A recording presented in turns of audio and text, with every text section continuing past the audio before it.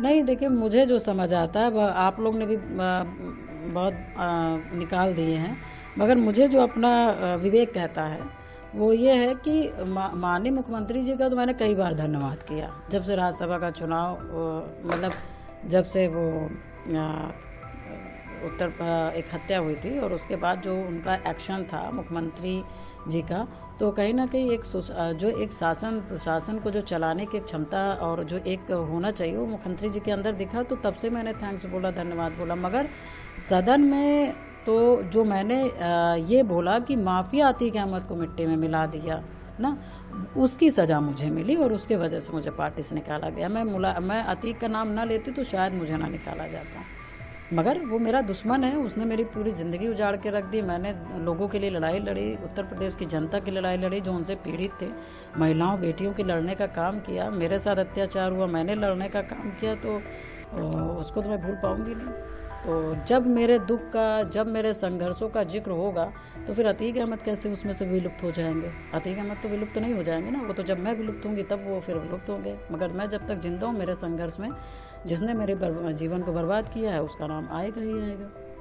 Ma'am, पहले और आज की सरकार में क्या बदलाव देखती है? क्योंकि अभी साल से आप देखी गई है कि जो तबादला था उसको लेकर लगातार संघर्ष की, अब आप कहते हैं अपने इंसाफ। देखिए, बिल्कुल आपने सही प्रश्न किया।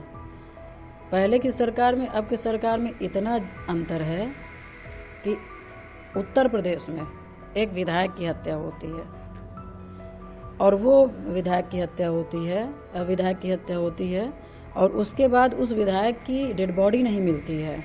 एक विधायक की डेड बॉडी को जला दी जाती है, फेंक दी जाती है। पता नहीं, ये लोकतंत्र की व्यवस्था आप देखिए कि उसके बाद फिर डेड बॉडी जला दी जाती है। उनकी माँ, उसकी पत्नी दिन रात गली गली घूम रहे हैं, शासन प्रशासन अधिकारी के दरवाजे खटखटा रहे हैं। उसके बाद भी मतलब कि अंतिम दर्शन करने का भी एक मौका नहीं दिया जा रहा है। और उसके बाद फिर क्या कहते हैं, जनता भी त्राही माम, जनता भी जितना अपना आक्रोश दिखा सकती है कि सिर्फ राजू पाल को हमको एक बार दिखा दो।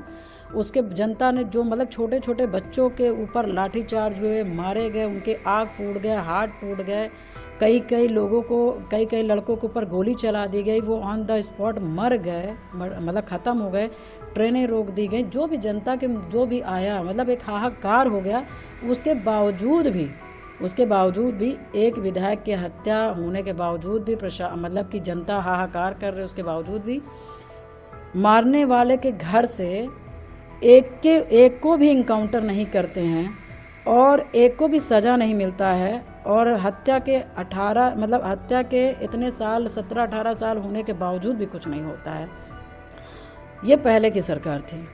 और आज की सरकार की मैं बात करूं तो एक नॉर्मल सा, एक कॉमन सा व्यक्ति मरा, उसकी हत्या होती है और हत्या होने के बाद फिर यही मुख्यमंत्री जी हैं जो उन्होंने एक जो मुख्यमंत्री जिस तरह से होने चाहिए, शासन प्रशासन में जो अपना एक पकड़ रखना चाहिए ना, एक सुशासन दिखाना चाहिए, उन्होंने एक नॉर्मल आदमी मरा, एक आदमी की हत्या हुई और उन्होंने जिन लोगों ने हत्या की थी, माफिया का बेटा था, माफिया का पुत्र था, उसके बावजूद भी कुछ भी ना सोचते हुए, ना डरते हुए उन्होंने इतना बड़ा कदम लिया कि माफिया के लड़के का भी इनकाउंटर कराने का काम किया। तो ये परिवर्तन नहीं है। मैं मानती हूँ कि ये बहुत बड़ा परिवर्तन है। पहले की सरकारों में विधायक हत्या हो जाती थी तब एक्शन नहीं लिया जा सकता था।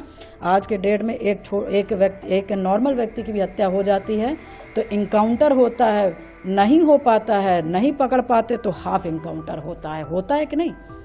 और क्योंकि आप जिसने हत्या की, जिसने गोलियां चलाई, जिन्होंने मर्डर किया, उनको आप सज़ा नहीं दे पाएंगे तो कहीं ना कहीं उनका जब बल है, उनका जो मनोबल है वो बढ़ता है। वो एक कांड करने के बाद दूसरा कांड करने के बाद तीसरा कांड, क्योंकि उस कांड में वो सफल होते जाते हैं।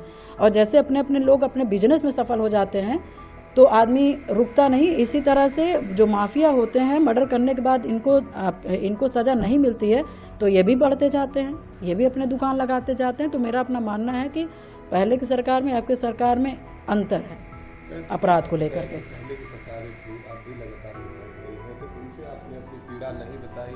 क्या आपने कोई कार्रवाई की बात नहीं कही कि आप विधायक? देखिए, सारी चीज़ें चलती रहीं।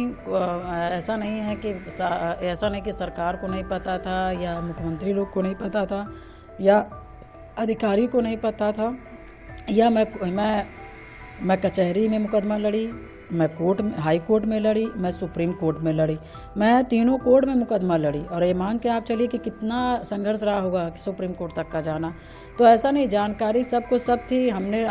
मुझे आपको लगता है कि मैं किसी से मिली ना होंगी, मैं रोई ना होंगी, मैं कहीं ना होंगी, मैंने प्रार्थना ना किया होगा। मगर सबसे बड़ी बात है कि मुख्यमंत्री के पद में किस तरह के लोग बैठे हैं, किस तरह के लोग बैठे हैं। अपराध को कम करने वाले में बैठे हैं कि अपराध को बढ़ाने वाले बैठे हैं, कि यार रहने दो, बच्चे हैं, बच्चों से गलतियां हो जाती हैं, ऐसे लोग बैठे हैं। तो मैं बस यही कहना चाहूँगी कि ये अपने अपने विवेक के ऊपर होता है कि अपने उत्तर प्रदेश को चलाना कैसे है। एक स्वच्छ शासन देना है, स्वच्छ प्रशासन देना है, कि आपको बस राजनीति करनी है। अगर आप ये वीडियो YouTube पर देख रहे हैं तो हमारे चैनल को सब्सक्राइब कर बेल आइकन दबाएं, और Facebook पर देख रहे हैं तो हमारे पेज को लाइक